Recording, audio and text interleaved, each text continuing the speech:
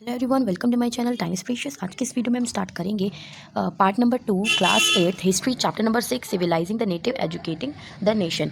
ठीक है, तो इस चैप्टर का पार्ट नंबर 2 है ये। चलिए स्टार्ट करते हैं। आज हम स्टार्ट करेंगे एजुकेशन फॉर कॉमर्स। तो कॉमर्स जो है ये हमारा सब्जेक्ट नहीं है, इसमें बात हो रही है हमारे व्यवसाय के लिए कि व्यवसाय के लिए एजुकेशन, ठीक है, व्यवसाय के लिए शिक्षा। तो इन 1854 में the court of directors, court के जो डायरेक्टर्स हैं of the east India company के लंदन में, उन्हें एक एजुकेशनल डिस्पैच भेजा। एक नोट होता है डिस्पैच गवर्नर जनरल, इंडिया के गवर्नर जनरल को। तो 1854 में ईस्ट इंडिया कंपनी के कोर्ट ऑफ डायरेक्टर्स जो थे, अध्यक्ष जो थे डायरेक्टर्स कोर्ट के, लंदन में उन्हें एक लंदन में गवर्नर जनरल, इंडिया के जो गवर्नर जनरल थे उस टाइम पे, उनको एक एजुकेशनल डिस्पैच भेजा, एक नोट भेजा जिसमें शिक्षा के बारे में है। तो वो नोट भेजा, इशूड बाय चार्ल्स वुड। उसे जो नोट है वो किसने इशू किया था? चार्ल्स वुड ने उस नोट को भेजा था। The president of the board of control of the company, मतलब वो क्या है? वो एक प्रेसिडेंट हैं, कहाँ के? Board of control of the company, company के अध्यक्ष हैं, कंपनी मंडल के अध्यक्ष जो उसको नियंत्रण करते हैं, कंट्रोल करते हैं। तो it has come to be known as Wood's despatch. तभी ये जो डिस्पैच था ये कब से जाने लगा? जब से चार्ल्स वुड ने इसको सेंड किया, किसको? कोर्ट ऑफ डायरेक्टर्स जो थे ईस्ट इंडिया कंपनी लंदन में, ठीक है। तो वुड डिस्पैच, तो इस डिस्पैच का नाम हो गया वुड डिस्पैच, क्योंकि इसे चार्ल्स वुड ने इशू किया था। अब outlining the educational policy that would to be followed in India, it emphasized once again the practical benefits of a system European learning as opposed to oriental knowledge. इसमें आपको बोला गया है कि एजुकेशनल पॉलिसी जो थी, ये जो वुड्स एजुकेशनल डिस्पैच था, ये to be followed in India में फॉलो करवाया गया। ऐसा क्या था इसमें? तो इसमें था कि दोबारा से जो प्रैक्टिकल बेनिफिट्स हैं यूरोपियन लर्निंग, मतलब यूरोपियन की जो पढ़ाई है, इसमें ये लिखा था कि जो यूरोपियन की पढ़ाई है, मतलब जो यूरोपियन का जो नॉलेज है वो क्या करना, उससे वो हमें प्रैक्टिकल बेनिफिट्स देता है, इसे हमें इंडिया में मतलब लागू करना चाहिए। और किसकी जगह पर? ओरिएंटल नॉलेज, जो हमारा प्राच्यवादी ज्ञान है, उसको हटाकर हमें यूरोपियन लर्निंग करवानी चाहिए इंडिया में, जो कि हमें प्रैक्टिकल बेनिफिट्स देता है। One of the practical uses the dispatch pointed to was economic. European learning, it said, would enable Indians to recognize the advantages that flow from the expansion of trade and commerce and make them see the importance of developing the nations of the country. तो आगे आपको ये बोला गया है कि जो European learning है वो ये मतलब बताती है, आपको कहती है कि जो इंडियंस को ये इनेबल करेगी, एडवांटेजेस देगी, इससे हमारा जो व्यापार है, हमारा जो व्यवसाय है, इससे हमें बहुत ज़्यादा यूरोपियन लर्निंग से बहुत एडवांटेज होगा। और इससे हमें ये भी समझ में आएगा कि कैसे हम अपनी कंट्री के रिसोर्सेज को डेवलप कर सकते हैं। Introducing them of European ways of life, और जो यूरोपियन जिस तरीके से अपना लाइफ जीते हैं उसको भी इंट्रोड्यूस कराया जाना चाहिए। Would change their tastes and desires and create the demand the British goods, जिससे ब्रिटिश गुड्स की भी डिमांड बढ़ेंगी। और for Indians would begin to appreciate and buy things that produce in Europe, और जो यूरोप में जो थिंग्स प्रोड्यूस हुए जा रहे हैं उनको भी बाय करेंगे। तो टोटल यहाँ पर क्या हो रहा है कि यहाँ पे हमने देखा कि जो यूरोपियन लर्निंग है वो अगर मतलब यहाँ कहा जा रहा है कि जो यूरोपियन लर्निंग है वो इंडियंस को क्या करती है? इनेबल करती है, और उनसे ट्रेड और कॉमर्स में उन्हें बहुत ज़्यादा एडवांटेजेस होते हैं। उन्हें समझ में आता है कि कैसे हम इससे एडवांटेजेस ले सकते हैं और कैसे कंट्री को डेवलप कर सकते हैं, कंट्री के रिसोर्सेज को डेवलप कर सकते हैं। ये यूरोपियन लर्निंग पढ़कर हमें समझ में आता है। और इससे क्या होगा? जो introducing them to European ways of life would change. अब ये इसको पढ़ने के बाद क्या होगा? जो इनके रुचियाँ हैं, रुचि टेस्ट, ठीक है, और डिज़ायर जो है इसमें बदलाव आएगा। फिर ब्रिटिश गुड्स जो हैं, ब्रिटिश के जो सामान हैं, ठीक है, उनमें क्या होगा? बहुत ही ज़्यादा मांग होगी, मतलब डिमांड होगी, और डिमांड होगी। और तब यहाँ पर जो लोग हैं वो यूरोप में बनी चीज़ों को अपनाना और खरीदना शुरू करेंगे, ठीक है। तो इसका मतलब ये हो गया। अब आगे चलते हैं। Wood's despatch also argued that European learning would improve the moral character of Indians. Wood's despatch में ये भी आर्ग्यू किया गया है कि यूरोपियन लर्निंग जो है वो इम्प्रूव करता है मॉरल कैरेक्टर इंडियंस के। जो इंडियंस का मॉरल कैरेक्टर है ना, उसको भी क्या करता है? इम्प्रूव करता है। तो आगे देखते हैं आप। It would make them truthful and honest, ये उन्हें ट्रुथफुल बनाता है और ऑनेस्ट बनाता है, सच्चा जो होता है, ठीक है, ऑनेस्ट, ईमानदार। And the supply the company with civil servants who could be trusted and depended upon. तो यहाँ पर क्या बोला है कि ये लोगों को क्या बना देगा, ट्रुथफुल बना देगा, ऑनेस्ट बना देगा, मतलब जो ये यूरोपियन लर्निंग है, ठीक है। और ये कंपनी को क्या बहुत ही ज़्यादा जो सर्वेंट्स हैं वो बहुत ट्रस्टेड और डिपेंडेंट अपॉन, मतलब जो बिल्कुल सच्चे जो हो गए ना सर्वेंट्स, वो वहाँ पर मतलब भरोसेमंद जो कर्मचारी हैं उनकी कमी नहीं होगी कहाँ पर, कंपनी में, ठीक है।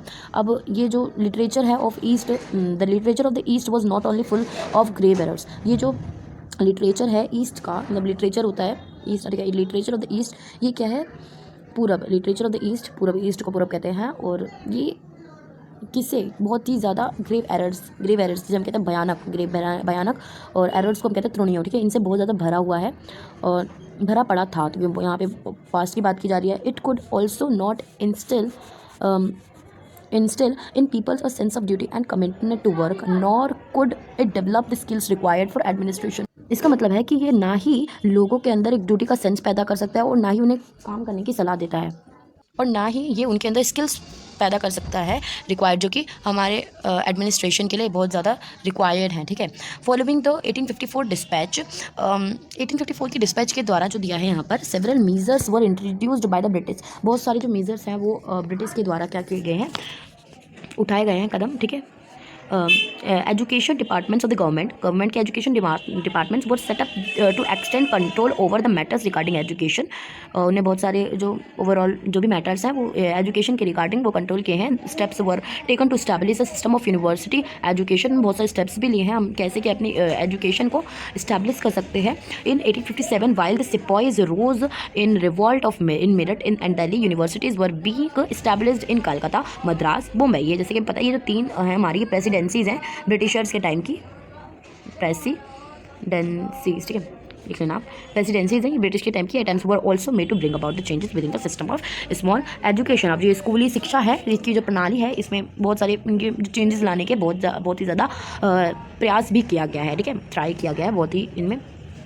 अब यहाँ पे क्या गया है, an argument for European knowledge. यहाँ पे क्या लिखा है, Wood despatch of 1854 mark the final triumph of those who oppose oriental learning, ठीक है। तो यहाँ पे क्या बोला है, 1854 में जो वुड ने जो डिस्पैच दिया था, वुड के नीति पत्र जिसे हम कहते हैं डिस्पैच को, उसमें जो हमारा ओरिएंटल लर्निंग, मतलब जो हमारी पुरानी लर्निंग है उसको क्या किया है, जो उसका विरोध करते थे, तो ये क्या था कि जो उनका विरोध करते थे उनको विजय का संकेत कह सकते हैं। इसमें कहा गया था कि we must emphatically declare that the education which we desire to see extended in India is that which has for its object the diffusion of the improved arts, services, philosophy and literature of the Europe, in short European knowledge। इसमें जो कह रहे हैं कि हमें ज़ोर देकर ये बात कहनी चाहिए, हमें ज़ोर देकर ये बात कहनी चाहिए कि भारत में ये कहा जा रहा है वो मैं बता रही हूँ आपको, हमें ज़ोर देकर ये बात कहनी चाहिए कि भारत में हम जिस शिक्षा का प्रसार करना चाहते हैं उस शिक्षा का लक्ष्य यूरोप की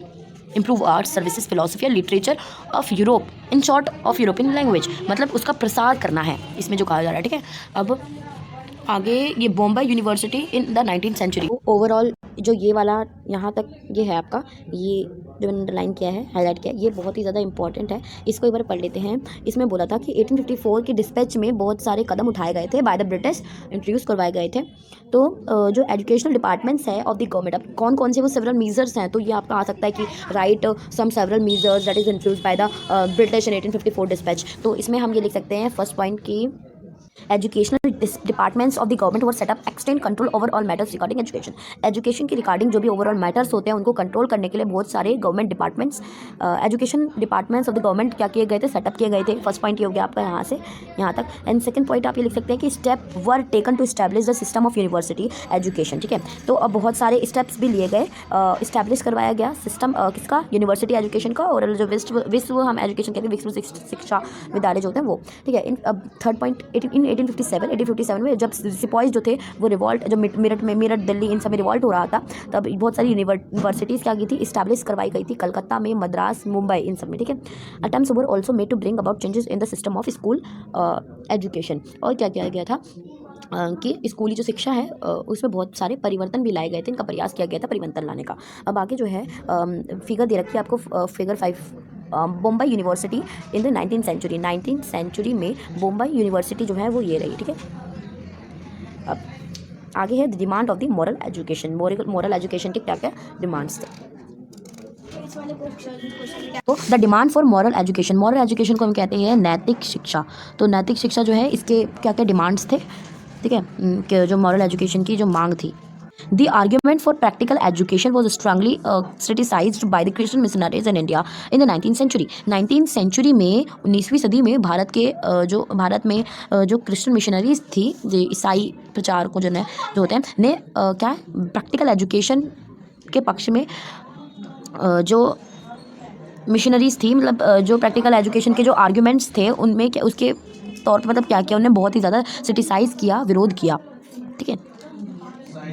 द मिशनरीज फेल्ट, अब जो मिशनरीज है ये सोचते थे कि जो एजुकेशन है ये इम्प्रूव, मतलब जो एजुकेशन है वो लोगों के मॉरल करेक्टर को इम्प्रूव करता है, और जो मॉरलिटी है could be improved only through the Christian education, और ये सिर्फ जो ये मॉरलिटी जो नैतिकता है ये सिर्फ क्रिश्चियन एजुकेशन से ही इम्प्रूव हो सकता है।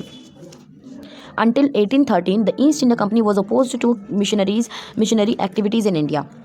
तो अंटिल 1813 तक जो ईस्ट इंडिया कंपनी थी वो किसके विरुद्ध थी, मिशनरीज एक्टिविटीज़ जो थी, क्रिश्चियन मिशनरीज की जो एक्टिविटीज़ थी इंडिया में उसके अपोज थी, विरुद्ध थी।